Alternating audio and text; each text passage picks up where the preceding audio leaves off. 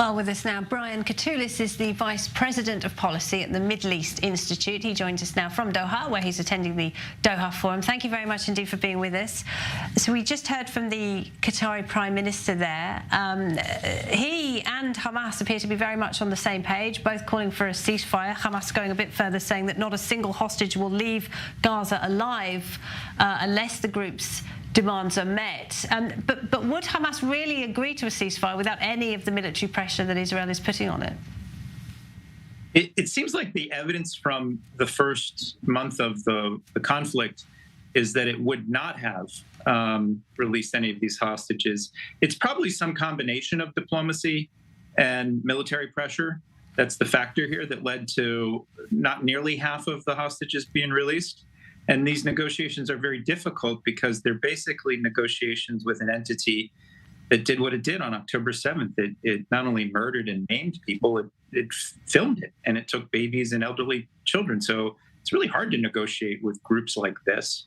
I think it's some combination of both the diplomacy and the military force. And I think it gets harder because of the nature of the different groups that are holding some of the hostages, and also because of the profile of some of the hostages, especially the men and those who are serving in the Israel Defense Forces. So it's probably a combination of both diplomacy and the force that gets some of these people home.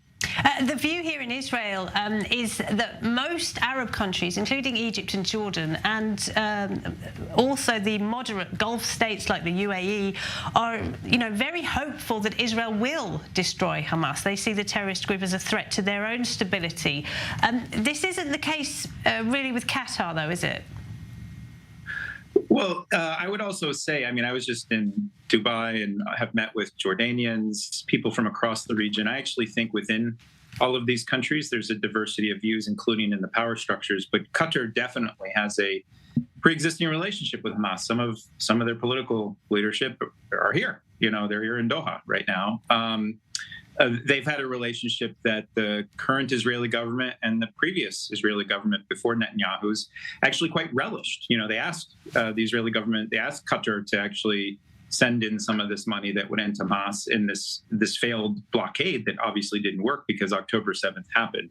So, yeah, they have a different view. They've underwritten Islamists like Hamas, terror groups in Syria.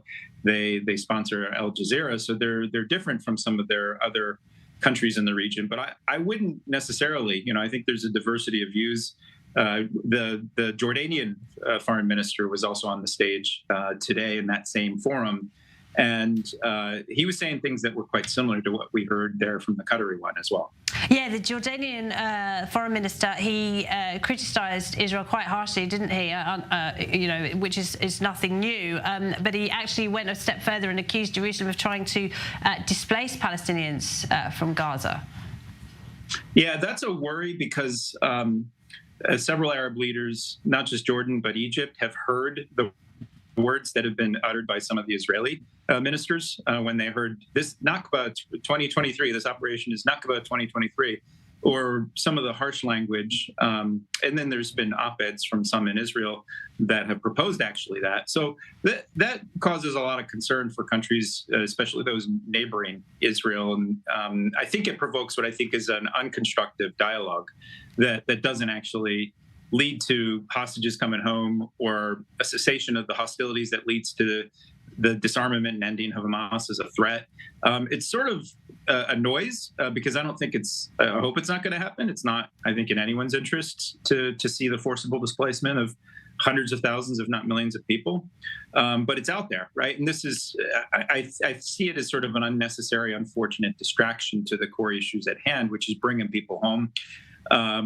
Getting innocent people out of the crosshairs inside of Israel, inside of Gaza, and then trying to get to some sort of sustainable end state. And I don't see that happening with a group like Hamas right now. Right. Well, Israel would also argue that its other aim is to destroy Hamas so that it cannot carry out another attack as it did on October 7th, because the group has, of course, made it clear that it does want to do that again and again.